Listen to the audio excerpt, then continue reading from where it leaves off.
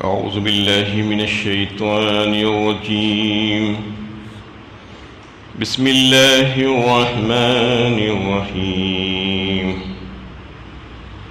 اعلموا أن الله شديد العقاب وأن الله غفور رحيم. جان رکھو کہ اللہ سخت سزا دینے والا بھی ہے اور بڑا بخشنے والا اور رحم فرمانے والا بھی. اس سے پہلے کی آیتوں سے شاعر اسلام کے بارے میں حکم دیا جا رہا تھا. اس کی تعظیم کرنے کے لیے کہا گیا تھا، اور جو کوئی اس کی تعظیم نہیں کرے گا، اس کی بے حرمتی کرے گا تو پھر وہ سزا کا مستحق ہوگا اور اللہ کی پکڑ سے بچ نہیں پائے گا. اللہ تعالیٰ شدید العقاب ہے، بہت سخت پکڑنے والے ہیں. وَأَنَّ اللَّهَ غَفُورٌ رَحِيمٌ. اس کے ساتھ ساتھ یہ بھی ہے کہ اللہ تعالیٰ بہت معاف فرمانے والے اور رحم فرمانے والے ہیں. اسی وجہ سے لوگوں کی زیادتیوں اور گناہوں پر بھی فوراً نہیں پکڑتی، بلکہ ان کو مہلت دیے جاتے ہیں تاکہ لوگ اپنی اصلاح کر کے اپنے آپ کو درست کر لیں. وَلَوْ يُؤَاخِذُ اللَّهُ النَّاسَ بِمَا كَسَبُوا مَا تَرَكَ عَلَى ظَهْرِهَا مِن دَابَّةٍ وَلَكِنْ يُؤَخِّرُهُمْ إِلَىٰ أَجَلٍ مُّسَمًّى فَإِذَا جَاءَ أَجَلُهُمْ لَا يَسْتَأْخِرُونَ سَاعَةً وَلَا يَسْتَقْدِمُونَ.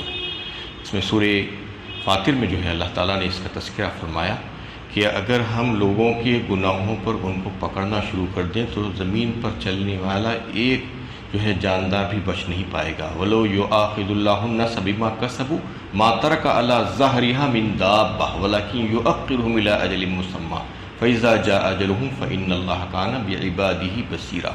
لیکن جب وقت مقررہ آ جاتا ہے تو پھر اس کو مہلت نہیں دی جاتی اور اللہ تعالیٰ اپنے بندوں کو خوب دیکھ بھال رہے ہیں.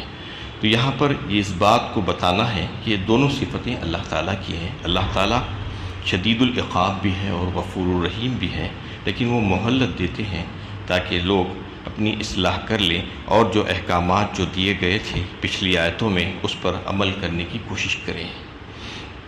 ما علی الرسول الا البلاغ واللہ یعلم ما تبدون وما تکتمون. رسول پر صرف پیغام پہنچا دینے کی ذمہ داری ہے، اور یاد رکھو اللہ جانتا ہے جو کچھ تم ظاہر کرتے ہو، جو کچھ تم چھپاتے ہو. رسول تمہارے سامنے جو باتیں بتا رہے ہیں وہ بالکل صحیح ہے، اور ان کی ذمہ داری صرف اتنی ہی ہے کہ ہمارا پیغام لوگوں تک پہنچا دیں، اور انہوں نے وہ کام کر دیا. اب تم اگر ان کی قدر و منزلت نہیں کرتے ہو، ان کی بات نہیں مانتے، تو اس میں ان کا کوئی نقصان ہونے والا نہیں ہے، بلکہ اس میں تمہارا ہی نقصان ہے. اللہ تعالیٰ تمہاری ہر عمل سے واقف ہے. تم جو کچھ بھی کرتے ہو، تم جو ظاہر کرتے ہو، جو چھپاتے ہو، ان تمام چیزوں کو اللہ تعالیٰ جانتے ہیں. قُل لَّا يَسْتَوِي الْخَبِيثُ وَالطَّيِّبُ وَلَوْ أَعْجَبَكَ كَثْرَةُ الْخَبِيثِ فَاتَّقُوا اللَّهَ يَا أُولِي الْأَلْبَابِ لَعَلَّكُمْ تُفْلِحُونَ. کہہ دو ناپاک اور پاک دونوں یکساں نہیں ہو سکتے، اگرچہ کہ ناپاک کی کثرت تمہیں بھلی لگے تو اے عقل والو اللہ سے ڈرو تاکہ فلاح پاؤ. اس میں دو الفاظ آئے ہیں، ایک خبیث اور ایک طیب. خبیث اور طیب دونوں ایک دوسرے کی ضد ہے. طیب کہتے ہیں پاک، حلال، اچھا، عمدہ، بہترین، صاف ستھرا، اور خبیث کہتے ہیں انتہائی نکما، فالتو، بیکار، حرام. یہ سب چیزیں خبیث کے لیے آتی ہیں، ناپاک. یہاں پر اس آیت میں خبیث اور طیب سے مراد تو اصل یعنی خبیث سے مراد یہ ہے کہ ناپاک اور حرام، اور طیب سے مراد یہ ہے کہ پاک اور حلال. یہ ساری چیزوں میں ہو سکتے ہیں، مال و دولت میں بھی، انسانوں میں بھی، ان کی اخلاق و کردار، ان کے اعمال میں بھی، اور دیگر چیزوں میں بھی جو ہے یہ چیزیں، یہ جو ہے دو صفاتیں موجود ہو سکتی ہیں. اور یہ بات بتا کر اللہ تعالیٰ یہ بتا رہے ہیں کہ وَلَوْ أَعْجَبَكَ كَثْرَةُ الْخَبِيثِ، یعنی اگرچہ کہ ناپاک کی کثرت تمہیں بھلی لگے. ایسا ظاہر ہوتا ہے کہ دنیا میں یعنی بہت سی ناپاک اور خبیث چیزیں پھیلی ہوئی نظر آتی ہیں، غالب نظر آتی ہیں چو طرف. جہاں پر دیکھو آپ ایسی ہی چیزیں، تو وہ چیزوں کو دیکھ کر لوگ ان کے اوپر دل آ جاتا ہے لوگوں کا. تو اس میں ان کی جو غلط ذہنیت ہے اس پر ضرب کاری لگائی گئی ہے جو لوگوں میں پائی جاتی ہے۔ جب کسی برائی کا چلن عام ہو جاتا ہے تو اس میں لوگوں کو بڑی کشش محسوس ہونے لگتی ہے، وہ اس کی طرف لپکتے ہیں، پھر نہ وہ پاک دیکھتے ہیں اور ناپاک، اس میں تمیز باقی نہیں رہتی کہ یہ حلال ہے یا حرام ہے، اچھا ہے یا برا ہے، بس زیادہ دکھ رہا ہے، کثرت سے نظر آ رہا ہے تو یہ سمجھتے ہیں کہ یہی اچھا ہے۔ اللہ تعالیٰ فرما رہے ہیں ایسا نہیں ہو سکتا، یہ معیار نہیں ہو سکتا۔ یعنی کوئی چیز اگر تمہیں کثرت سے نظر آ رہی ہے تو یہ بس سمجھو کہ یہ اس کی دلیل ہے کہ اچھائی کی۔ کثرت سے بہت سی ایسی چیزیں نظر آتی ہیں جو انتہائی خراب، خبیث اور نکمی ہوتی ہے۔ دنیا میں اگر آپ دیکھیں تو نیک کافر زیادہ ہیں، اللہ تعالیٰ کے ناشکرے زیادہ ہیں، وہ کثرت سے ہیں، تو کیا کثرت سے ہونے سے اچھے ہو جاتے ہیں؟ کہ لا یستوی اصحاب النار و اصحاب الجنہ، انہیں برابر نہیں ہو سکتے دونوں چیزیں۔ اللہ تعالیٰ یہ بتانا چاہ رہے ہیں انہیں آگ میں جانے والے اور جنت میں جانے والے دونوں برابر نہیں ہیں، الگ الگ ہے۔ وما يستوي الأعمى والبصير ولا الظلمات ولا النور ولا الظل ولا الحرور وما يستوي الأحياء ولا الأموات۔ سورہ فاطر میں اللہ تعالیٰ نے بتایا کہ سورہ 22ویں پارے میں کہ جو ہے اندھا اور بینا، آنکھوں سے دیکھنے والا، دونوں برابر نہیں ہو سکتی، اور جو ہے ان دھوپ اور چھاؤں برابر نہیں ہو سکتی، اور اندھیرا اور اجالا برابر نہیں ہو سکتی، اس طریقے سے زندہ اور مردہ برابر نہیں ہو سکتی۔ بالکل یہی مثال مومن اور کافر کی ہے، مومن اور کافر برابر نہیں ہو سکتے۔ مومن تو وہ ہے جس نے اپنے خالق اور مالک کو پہچان لیا، وہ جو ہے فسق و فجور میں نہیں پڑتا بلکہ وہ فرما برداری میں اپنی زندگی گزارتا ہے۔ جو نافرمان، فاسق و فاجر ہے، جو باغی اور غدار ہے اپنے مالک کا، جو کافر ہے، وہ مومن کے برابر کیسے ہو سکتا ہے؟ اللہ تعالیٰ یہ بتانا چاہ رہے ہیں کہ ہر ایک الگ الگ ہے، خبیث الگ ہے، طیب الگ ہے۔ تو اگر تم کو جو ہے خبیث چیزوں کی کثرت دنیا میں نظر آ رہی ہے تو اس پر تعجب مت کرو، اس پر فریفتہ مت ہو۔ فاتقوا اللہ یا اولی الالباب لعلکم تفلحون، اے عقل والو ڈرو تاکہ تم فلاح پاؤ، اللہ سے ڈرو۔ یہ بات کو سمجھنے کی کوشش کرو کہ یہ حقیقت ہے اصل میں، کہ اس کو معیار مت بناؤ کثرت سے۔ کثرت جو ہے اچھی چیز نہیں ہے۔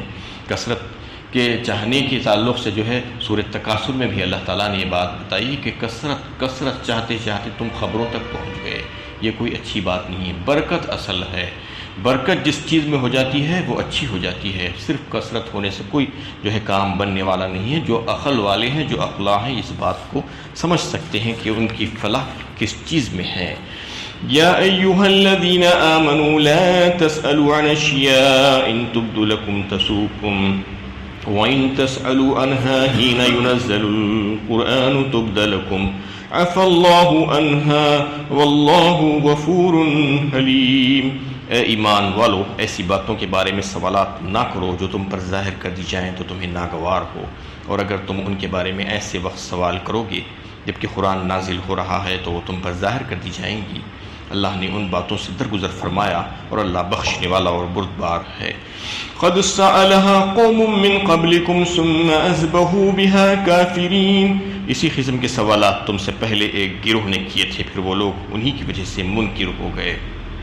اس میں ایمان والوں سے یہ بتایا جا رہا ہے، ان کو یہ حکم دیا جا رہا ہے کہ تم فضول بے ضرورت سوالات مت کرو دین کے بارے میں، انہیں بلا وجہ کے دین کے بارے میں بال کی کھال نکالنے کی کوشش مت کرو، اور ایسے سوالات جن کا تمہیں حکم نہیں دیا گیا ہے ایسے سوالات مت کرو۔ اور اگر تم ایسے سوالات کرو گے جس وقت قرآن نازل ہو رہا ہے، وحی کا سلسلہ جاری ہے، تو وہ چیز جو تمہارے اوپر فرض نہیں تھی فرض ہو جائے گی۔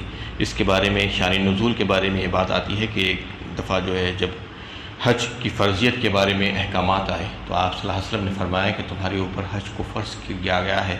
تو ایک صحابی اقرا بن حاسب رضی اللہ تعالیٰ عنہ نے آپ صلی اللہ علیہ وسلم سے سوال کیا کہ یا رسول اللہ کیا یہ حج ہمارے اوپر ہر سال فرض ہے؟ تو آپ صلی اللہ علیہ وسلم خاموش رہے۔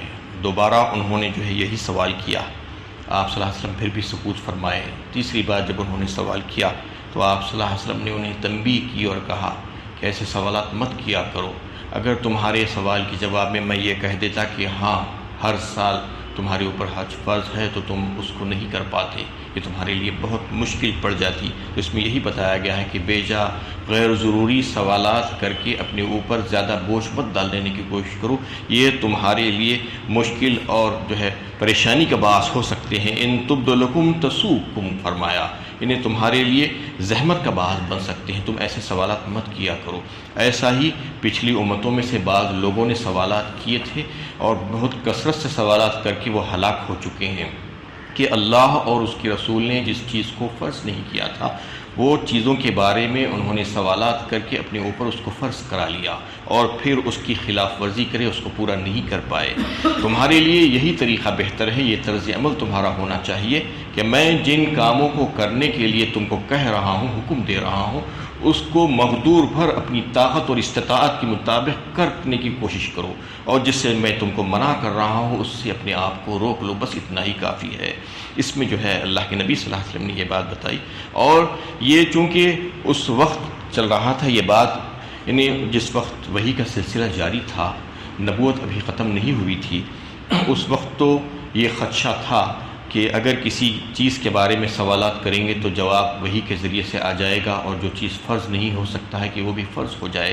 لیکن اب چونکہ وحی کا سلسلہ ختم ہو چکا ہے، ختم نبوت ہو چکی ہے، لیکن اس کے باوجود بھی بے جا غیر ضروری سوالات کرنا مذموم اور ممنوع ہی رہے گا، کیونکہ اس سے فائدے کے بجائے نقصانات زیادہ ہوتے ہیں۔ ایک تو یہ سب سے بڑا نقصان یہ کہ خود کا اپنا وقت اور دوسروں کا وقت ضائع کرنا ہے سوالات کر کے۔ اس لیے اللہ کے نبی صلی اللہ علیہ وسلم نے فرمایا کہ مسلمان کی خوبی یہ ہے کہ وہ فضول چیزوں سے اپنے آپ کو دور رکھتا ہے، لا یعنی بیکار باتیں اور بیکار فضول بے ضرورت سوالات کرنے سے اپنے آپ کو روکتا ہے۔ لیکن افسوس کہ مسلمان ایسا نہیں کر رہا ہے، بے جا غیر ضروری چیزوں کی جو ہے کھود کرید اور اس کی تحقیقات کرنے کے پیچھے پڑ جاتا ہے۔ موسیٰ علیہ السلام کی والدہ کا نام کیا تھا، نوح علیہ السلام کی کشتی کا جو ہے طول و عرض کیا تھا، ڈائمینشنز کیا تھے، اصحاب کہف کے کتے کا نام کیا تھا، یہ سب چیزیں ایسی ہیں جو بالکل غیر ضروری ہے۔